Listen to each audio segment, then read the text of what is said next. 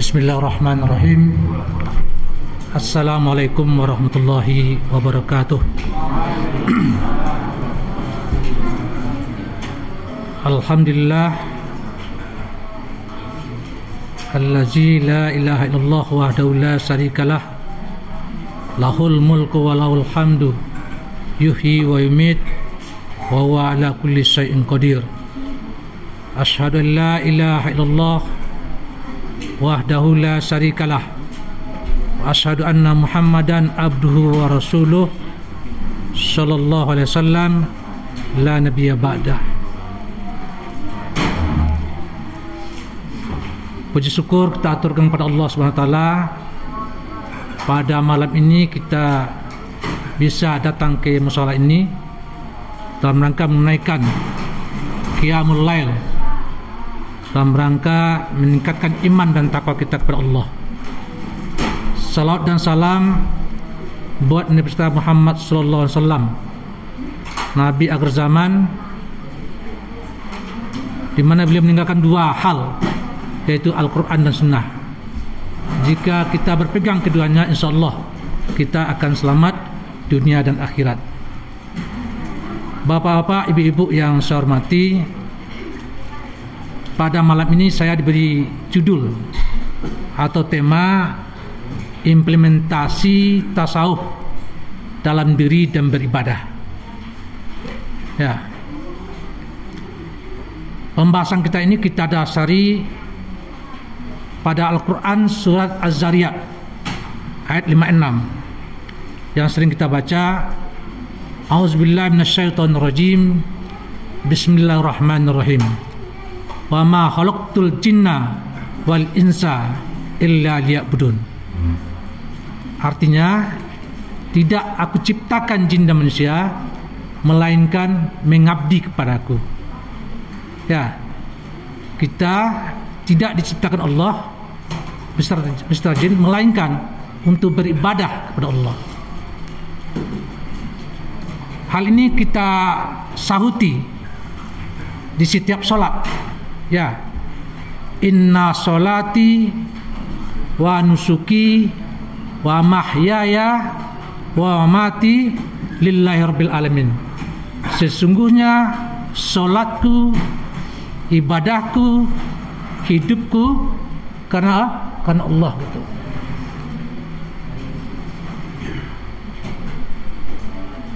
Bapak Ibu, ya, sebenarnya waktu ibadah, ya, fardu itu tidak banyak gitu, tidak lama. Ya, kewajiban sholat itu kan 5 kali dalam sehari semalam. Ya, kita patok cuma 5 menit, maka hanya 20 menit untuk ibadah. Nah, sementara kita katakan bahwa Allah katakan bahwa tidak diciptakan jin dan manusia malaikat untuk beribadah. Di sini butuh namanya kesadaran diri. Butuh kesadaran diri. Kesadaran ini ada 3. Ada kesadaran fisik. Ya, kita menyadari fisik kita ini terbatas. Ya, kalau mata tuh kuatnya paling-paling 50, terkuat tuh. Lewat 50 dah pakai dah ada tambahnya tuh. Telinga 60, kalau bagus 60, kalau masih bagus masih ada tambahnya tuh. Ya, organ tubuh lainnya 50 udah pasti menurun. Pasti menurun. Kalau ada orang 50 merasa kuat kan tuh dipertanyakan tuh. Tapi di saat umur kita 40 itu mulai menurun itu. Mulai menurun. Ya, bagi kami yang sudah kena serangan itu terasa. Nah, kesadaran diri yang perlu kita bentuk. Ada keterbatasan fisik kita dan keterbatasan fisik. Ya. Mau pakai suplemen apa juga ada terbatasnya gitu. Ada keterbatasan. Nah, itu apa? Fisik yang masih bagus kita coba jaga. Ya, kita coba jaga, kita coba pelihara untuk apa? Untuk beribadah pada Tuhan. Ya. Kan terbalik itu, waktu kuat kita lupa kepada Allah, di saat kita nggak mampu lagi sujud, ruku, kita baru mulai beribadah gitu. Jadi tidak terasa nikmatnya ibadah itu. Jadi nikmat ibadah itu terasa kapan? Di saat badan kuat, ya, di saat fisik masih sehat gitu. Tapi kalau yang apa? Yang udah tua itu udah terpaksa, karena udah uzur kan, udah mau mati kan, ya terpaksa tuh. Yang parahnya sudah tua juga nggak sadar juga, itu masalah tuh. Ya, sudah tua juga nggak sadar, itu persoalan. Ini yang kita coba. Jadi kita coba menyadari bahwa fisik kita terbatas, ya terbatas. Jadi kalau ada kewajiban-kewajiban yang mensyaratkan fisik kuat, lakukan sekarang. Selagi kuat, selagi sehat. Contohnya puasa butuh kesehatan. Ya. Ibadah lain apa? Haji butuh kesehatan. Ya. Ya. Ada juga uang tapi nggak sehat juga nggak bisa pergi. Jadi ini perlu kita sadari. Yang kedua, kita menyadari ada kesadaran jiwa namanya. Jiwa. Ya, kemampuan fisikis kita, kemampuan kecerdasan kita, kemampuan inteligensi kita. Bagi yang anak-anak kita tuh masih lagi naik itu, kan? Ini harus dimanfaatkan. Jangan di saat mereka lagi bertumbuh berkembang disia-siakan, ini tidak ada gunanya kok. Tapi udah masuk 40, 50 itu mulai menurun. Ya. Yang ketiga ada namanya kesadaran rohani. Ya. Idealnya apa? Semakin bertambah usia kita, semakin meningkat rohani kita. Itu idealnya. Ya, semakin bertambah umur kita, semakin meningkat ketaatan kita. Semakin dekat kita dengan Tuhan gitu.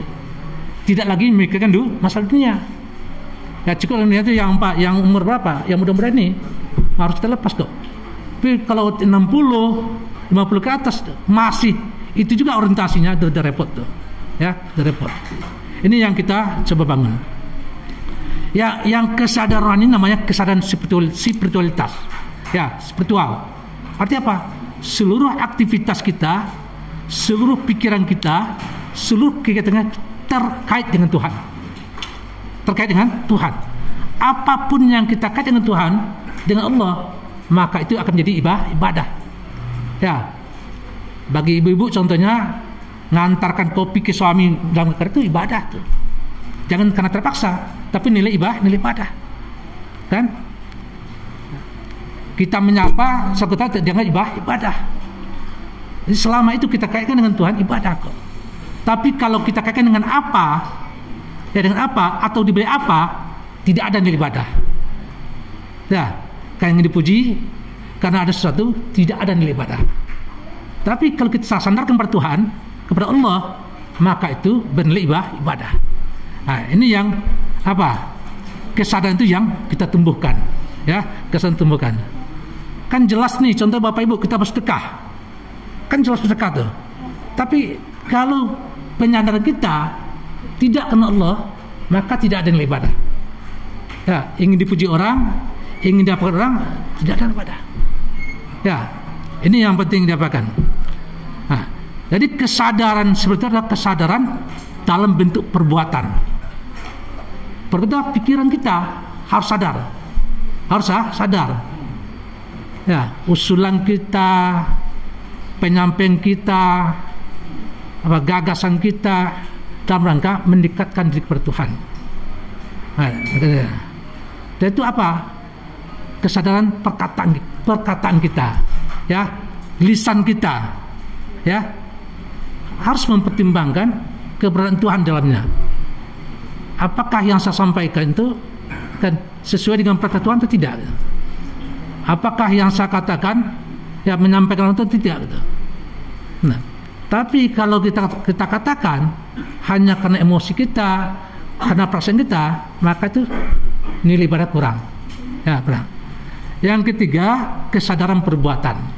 Ya, perbuatan. Ya, berjalan kita, apa yang kita lakukan, apa yang kita kerjakan, yang berbau fisik dan sebagainya itu juga kita sandarkan kepada Tuhan.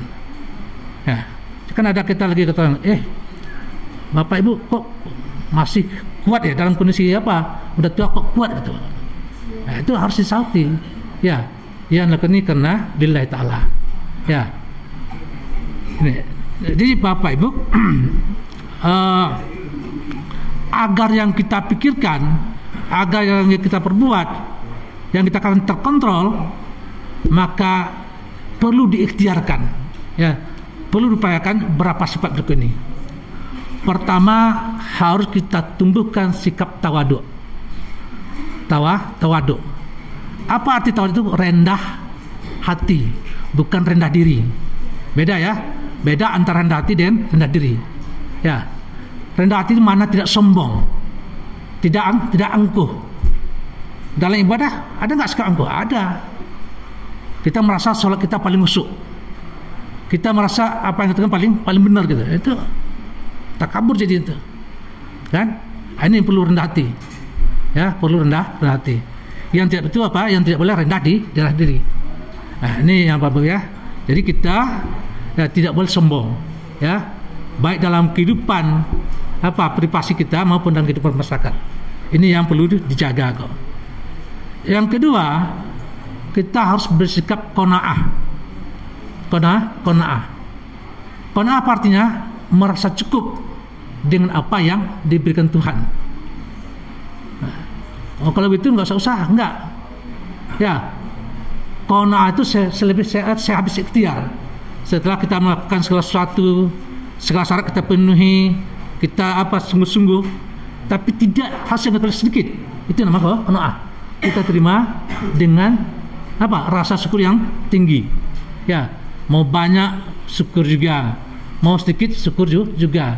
Yang ketiga keberkahan. Kan kita juga rasakan kok dalam pengalaman kita sehari. Ada kita dapat uang banyak gitu, tapi habis saja, nggak tentu saja habisnya. Berarti berkahnya nggak ada. Hanya sedikit dapat uang, tapi banyak yang bisa kita manfaatkan. Maka nilai berkahnya ada. Ini yang yang kedua adalah merasa cukup dengan nikmat Tuhan. Ya. Yang ketiga, wara. Wara itu artinya waspada, menjaga diri. Menjaga diri apa? Dari hal-hal yang haram, dari hal-hal yang subhat. Nah, ini yang jelas. Oleh karena itu yang haram itu jelas, yang halal itu jelas, yang haram itu jelas. Di antara itu nama subhat. Ya, dari subhat juga kita jaga. Al halalu bayyinun wal haramu bainun wa bainahuma mutasabihat. Ya, yang halal itu jelas, yang haram itu jelas. Di antara itu ada nama mutasabihat, samar-samar. Ini yang juga perlu kita tumbuhkan. Kalau tidak pasti nggak usah, kan? Ini yang Bapak Ibu. Ini namanya warok nama itu. Yang keempat adalah inabah. Inabah ini apa? Merasa takut dengan dosa yang kita lakukan. Ya, takut dengan dosa atau maksiat yang kita lakukan. Sekarang kan banyak kita bangga dengan dosa, bangga dengan perbuatan kita, kan, bangga dengan maksiat kok. Coba aja lihat TikTok kan banyak yang nggak pantas yang diapakan, merasa bangga kok, kan? Apa bukti bangga? Ditampilkan, ditontonkan. Nah, ini yang Ini yang perlu kita coba tumbuh kembangkan. Bapak Ibu, kalau hal ini sudah kita biasakan, ya, sifat ini sudah kita biasakan dalam kehidupan kita, dalam keseharian kita, maka kata Abu Les, ya, kita akan merasakan manisnya iman. Ya, akan merasakan manisnya iman. Ya, enggak punya duit senang juga, banyak duit apalagi gitu kan. Ya, dikasih kesempatan bahagia juga, tidak dikasih juga nggak masalah gitu kan. Kalau kita ini itu udah mulai itu, ya. Jadi keadaan luar itu tidak mempengaruhi kita, ya, keadaan luar tidak mempengaruhi. Ya. Oke, dengan mungkin sehingga dengan dia rasakan nikmat itu, maka lahirlah perkataan-perkataan yang baik. Contohnya, tanpa salah setiap melakukan pekerjaan dia baca bismillah, mengakhiri pekerjaan dia baca alhamdulillah, tersandung batu dia baca astagfirullah. Apalagi itu, melihat kebesaran Allah dia baca subhanallah. Jadi tanpa sadar, ya, dengan dia sadari atau tidak, itu menjadi habit dia, kebiasaan. Jadi perkataan-perkataan yang baik, ya, kaulam ma'rufan itu keluar dari mulutnya. ya mulutnya. Tapi kalau terkejut aja ada lain bahasanya itu kacau kan. 423 bahasanya itu berarti kaulah ma'rufan tidak jalan gitu ya. Kalau ada dapat musibah juga innalillah. Kalau kita mati lampu apa ya reaksi kita kalau mati lampu? Nah, teriak gitu kan, teriak ya. Kalau mati lampu innalillah. Nah, itu bentuk kaulah ma'rufah ya. Ini Bapak Ibu ya, karena saya sudah diingatkan sudah habis waktunya. Ada lagi la haula wala quwata illa billah ya. Ya, di saat kita tidak berdaya menghadapi sesuatu, baca la haula wala quwata illa billah. Ya, jadi itu apa? Jadi bagi ibu-ibu sebenarnya ibadah itu paling mudah kok. Paling mudah ibadah itu. Kata suaminya, "Bu, Ma, enggak usah pergi musala. Ikut apa suaminya? Ibadah." Ibadah. Ya. Jadi apa? Ada yang apa? Tapi ada ibu-ibu dilarang oleh suami ke musala, pasal juga itu kacau tuh. Kan? Nah, ini apa? Jadi ibadah bagi ibu itu paling mudah kok.